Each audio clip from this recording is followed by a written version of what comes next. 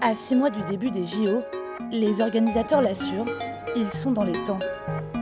Et pour réaliser les Jeux, présentés comme les plus verts de l'histoire, ils peuvent compter sur un maximum de structures déjà existantes ou temporaires. Le premier impératif pour être prêt, c'est de livrer l'ensemble des infrastructures. On est à l'heure partout et on est même en avance. Ce stade mythique, au nord-ouest de Paris, est le premier site à être prêt. Déjà au cœur des Jeux Olympiques de 1924, il accueillera 100 ans plus tard les tournois de hockey sur gazon. 3 nouvelles installations seulement ont été construites spécialement pour l'événement. Un centre des médias, le centre aquatique de Saint-Denis et le village des athlètes. Conçu pour accueillir plus de 10 000 compétiteurs, il sera livré dans les temps et sans dépassement de budget, selon l'établissement public chargé des infrastructures. Aujourd'hui, c'est 1,7 milliard d'argent public pour construire les ouvrages olympiques et on a 1,7 milliard, on consomme 1,7 milliard, pas plus, pas moins. La restauration des athlètes, aux goûts et aux besoins forcément très variés, sera assurée par le chef Charles Guillois. 40 000 repas jour, tout ça pour 206 délégations. Donc c'est un vrai challenge culinaire, vrai défi logistique. À la fin des Jeux, jusqu'à 6 000 habitants pourront s'installer dans ce village, construit en Seine-Saint-Denis, le département le plus pauvre de France métropolitaine. Des chantiers presque terminés, un budget sécurisé. Pourtant, l'inquiétude grandit autour des transports. Leur coût d'abord, avec un ticket de métro qui va presque doubler. La solidité du réseau ensuite, qui devra transporter 15 millions de personnes en Île-de-France sur la durée des Jeux Olympiques et Paralympiques. Sur les transports, il y a encore du boulot. On n'est pas en train de sauter comme des cabris en disant tout est facile, tout est prêt, tout est fini.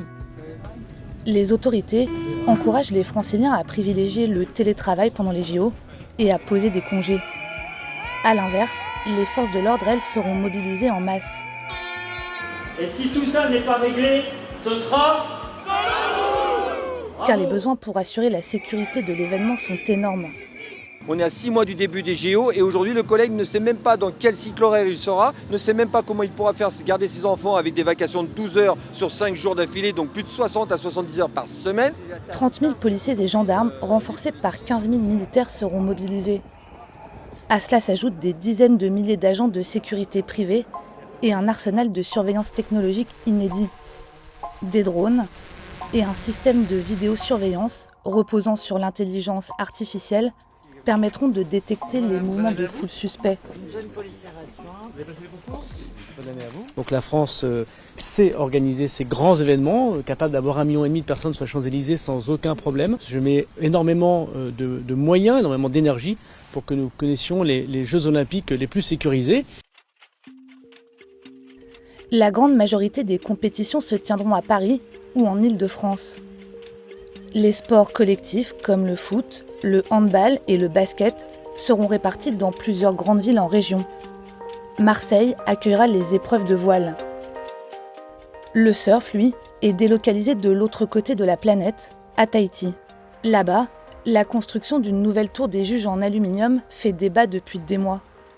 Accusée de mettre en péril les coraux du lagon, elle est contestée par la légende du surf Kelly Slater et de nombreux surfeurs. Pour des Jeux Olympiques dont on dit qu'ils vont être les plus verts de l'histoire des Jeux Olympiques, en tout cas c'est comme ça qu'on nous les a vendus, c'est comme ça qu'on nous les vend dans les médias, et pour le sport le plus nature en fait, on va réussir à abîmer l'environnement. La Fédération internationale de surf a proposé de conserver la tour en bois existante. Pourtant, les travaux continuent. La Polynésie veut les Jeux et effectivement les associations ont aussi fait progresser le projet en rendant la tour plus légère, en permettant d'avoir des fondations qui soient moins profondes. C'est le seul magasin d'alimentation générale, c'est sûr qu'on attend avec impatience les Jeux Olympiques. Car les retombées économiques des JO sont un autre enjeu de taille. Leur coût est estimé à près de 9 milliards par le comité d'organisation. Les recettes, elles, issues notamment des droits de télé, des produits dérivés, des partenariats et de la billetterie, sont évaluées à plus de 4 milliards. J'ai regardé un petit peu les prix qui sont assez élevés, donc c'est pas du tout accessible à tout le monde. Les 2 tiers des billets se sont déjà arrachés. avec des prix compris entre 24 et 2700 €.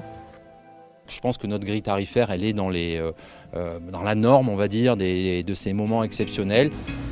La cérémonie d'ouverture pourrait être suivie par près d'1 milliard de téléspectateurs. Et pour la première fois des Jeux Olympiques, elle ne se déroulera pas dans un stade, mais sur la Seine. La maire de Paris a promis d'y plonger en juillet, avant de laisser les Français s'y baigner à leur tour, dès 2025.